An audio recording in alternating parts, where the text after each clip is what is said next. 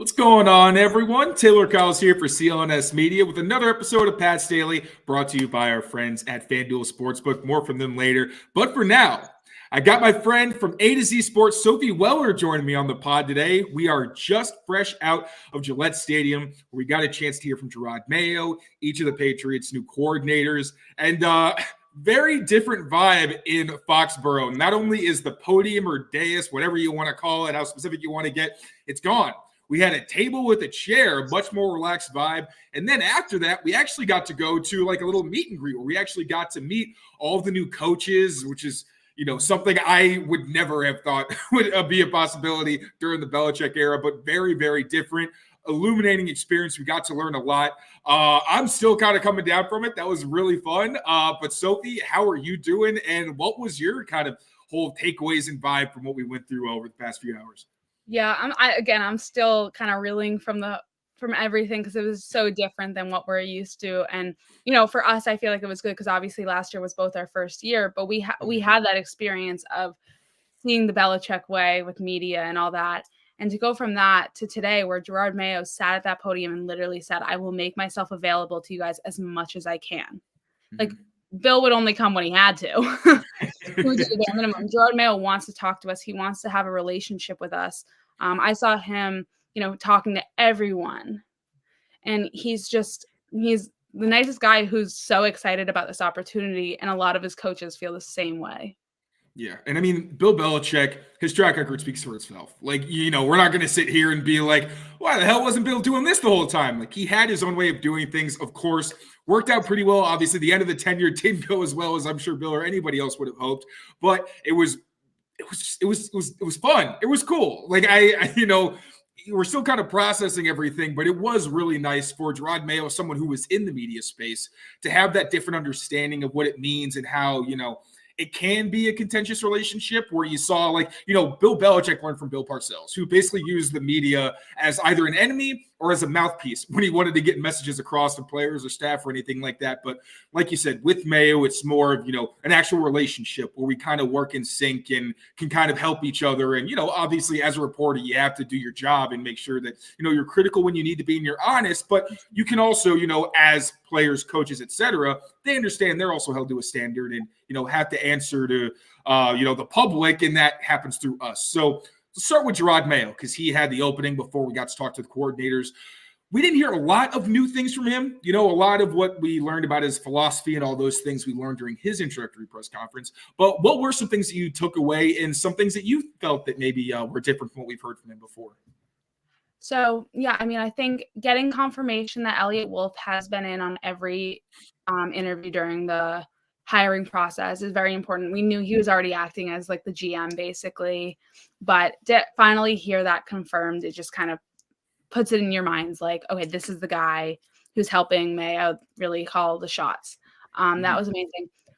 We also heard Troy Brown is still on staff to get that that there's been reports constantly, but to hear that straight from his mouth was very good to hear. But we don't know what he's going to be. This is totally my opinion, but I'm going to throw it out. I think it's going to be kick returners. Yeah, that makes sense. He will be on special teams doing that, which is a great role for him. He was so good at that. But for me, my favorite part was listening to the whole answer on Dante Hightower and bringing him back. I was dying to ask that question. I finally got it in during the press conference, and hearing like, oh, he's my little brother, and I wanted him to come coach with me when I got that opportunity. But he did add, it wasn't just like he called him up one day and was like, yeah, come on in. It was like, no, we've been talking about this. Yeah, he said it was kind of an extensive process. And yeah, we did get a little more confirmation and clarity on how exactly the staff is working. He also did give us an idea of what kind of players he's looking for because this is a very new type of team. The defense has a lot of, familiar faces, but, new organization. And he did mention he wants a tough team above all. That was his biggest thing. He wants an ego-free zone. You already kind of got that vibe with the coaching staff where, we talked about breaking down all the walls and wanting to have a different kind of ecosystem in the building. And you definitely see that. Like, we got to see it on the media side. And obviously, like, from what they've been doing inside the building, I know they're literally tearing down walls. So it's a very different kind of vibe there. And with the Hightower stuff where he's talking about like how it was an extensive process, that was pretty interesting. But you also I think Hightower mentioned at one point, he's like, yeah, well, when Mayo was hired, I hope his first call wouldn't be a linebackers coach. So it wasn't the first person that he called, but it was clear that Hightower was a priority. Now, moving on to the actual coordinators. We'll start off with who's that we got right here? Oh my gosh, I think I had the wrong thing. Well, we'll start with DeMarcus Covington. Familiar face, obviously. We know him as a defensive line coach, but now stepping into the defensive coordinator role. We got a little bit more insight how, he mentioned one thing that I really took away was he said, a great coach touches a player's mind, body, and soul. Good coaches maybe touch one or two of those things, but great coaches can really do all of those things. And echoing Gerard Mayo's message of making sure that these players kind of buy in and know that you care about them as people before you actually step onto the field. So what were your big takeaways from DeMarcus Covington's availability? Yeah, I think that's really great to hear. I mean, I think this was a move we all knew was kind of coming. But, when it was made official, you're still like, oh, I'm shocked. This is the decision they finally made. But it's great to kind of see him in that role. It almost, listening to him up there and seeing him interact with the media, it almost made it feel like this is what he was like kind of made to do.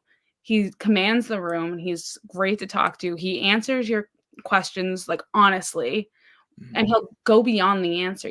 We're used to sometimes a media room where you ask a question, you don't even get an answer to the first question you ask. This is someone who and that was the theme with everyone today, is they took your questions and they ran with them, and they were just willing to totally answer your questions. And with that, he also is someone who's totally appreciative of this opportunity he's given. He's not, you talk about an ego-free zone. This is someone who is like already abiding by that. He straight up said there are only 32 defensive coordinators in the world. I don't take that lightly. And I think no, you go. No, yeah, no, absolutely. The gratitude was definitely there. You felt that this was an opportunity he'd worked for. He mentioned how there were times he wanted other roles and different teams that he was on and he didn't get it. So there was definitely that level of he understands the gravity of where he's at now. And then he was also asked about the defense, the philosophy, and, how it might look different. And we did get intel that, yeah, it's going to mostly be the same thing. And, that makes sense where he mentioned continuity a lot.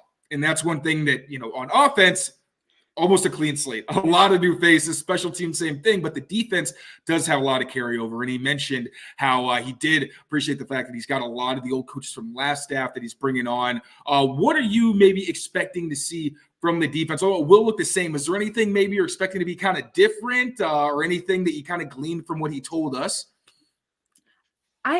He basically said there aren't a lot of changes to the defense. And I think that's how things should be. I mean, the defense was a shining spot for a team that truly, truly struggled last year. And, I think that's the one area that really didn't need that much improvement. Maybe just some younger guys throughout. And they also dealt with a lot of injuries too. So getting those guys back from, and healthy. But I just expect them to kind of go out there and be the same defense in a way. But I also expect a little bit more, I'm trying to think of like the right word, not enthusiasm, but it's just like they have these younger guys who they relate to a little bit more now. They had Gerard and they had Steve last year, but they weren't like the official play callers. It was Bill who was running the show on defense. Like everyone knows Bill was a defensive mind. He was in those meetings. Now you have Marcus Covington and you have Gerard Mayo leading the way. And these are two guys who are younger, who relate to these players and who know how physical you have to be on that field. I mean, Gerard knows it better than anyone. So it's like, I just think that having them in the room is going to take this already great mentality among the defense and just totally elevate it. And then you mentioned the play calling where DeMarcus Covington said he's excited about actually getting the opportunity to do that. And he said like he gets his practice reps on the practice field, in the film room where he can kind of learn from his mistakes. But going from having Steve Belichick call the defense for so long, now you're going into a different kind of perspective. But Gerard Mayo, I believe, also mentioned that DeMarcus Covington is someone who understands a lot of different spots. Like he also worked on offense for the Pats.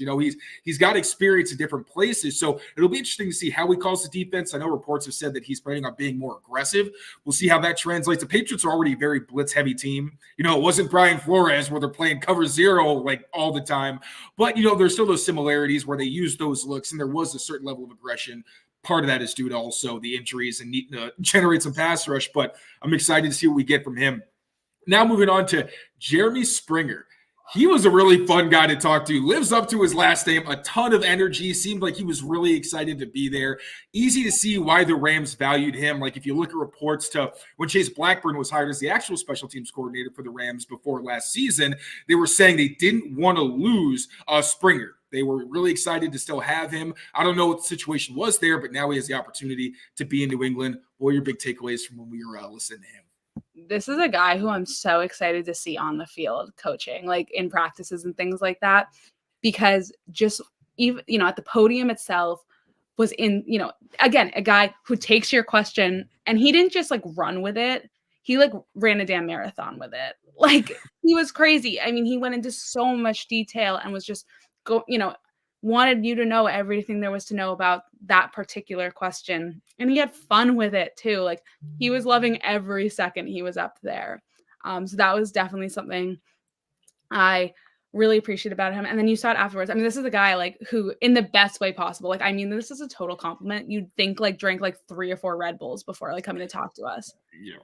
And it was awesome. I mean, it was just like has so much energy, and that is what this team needs, especially the special teams unit, who we know struggled so much. You have these young guys. You have Chad Ryland, who wants a bounce back year, and also a room without Matthew Slater. So you need someone in there who's going to be this, commanding presence, but also, inject some fun into it. And I think I'm excited to see it because from the outside, it looks like this is the perfect guy for that exact role.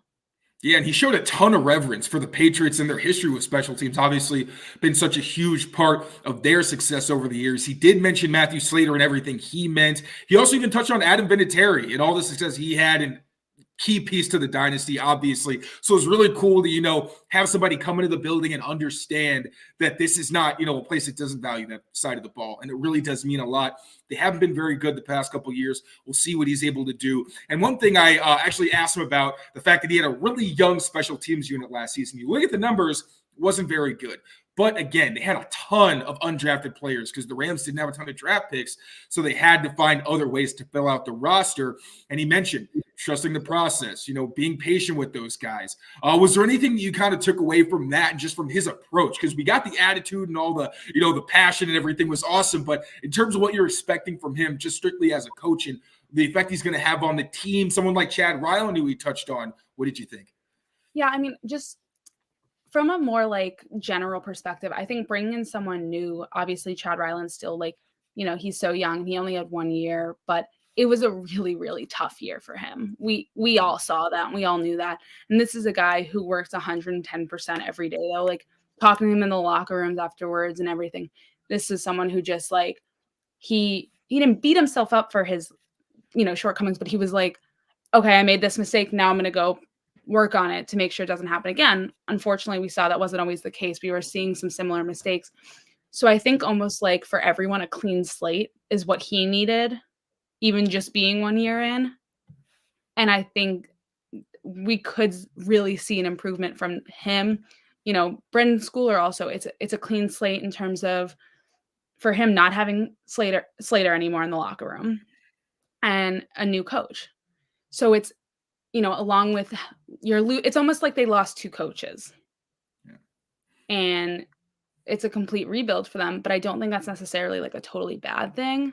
Mm-hmm. I think if you're going to lose them, now's the time to do it.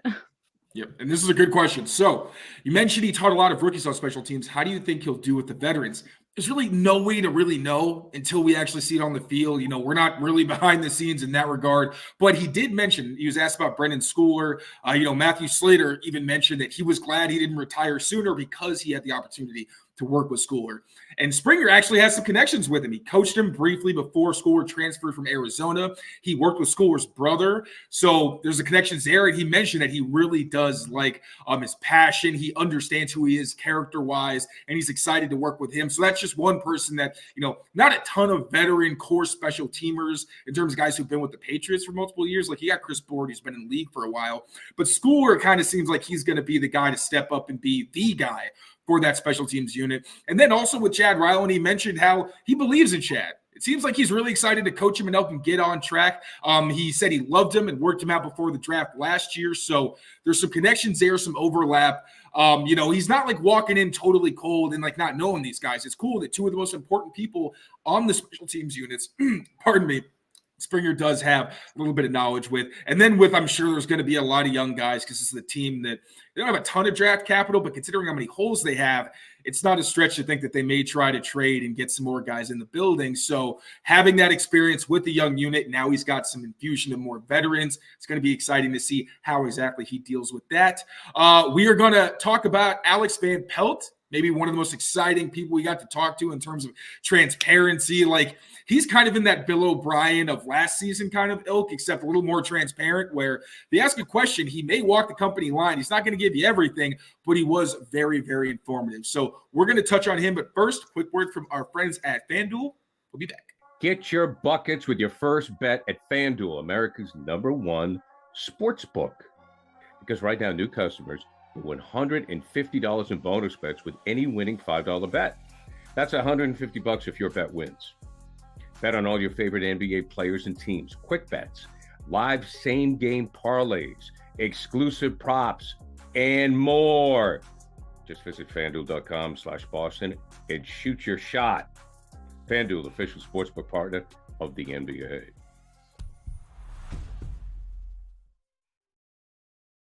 All right, now moving on to Alex Van Pelt.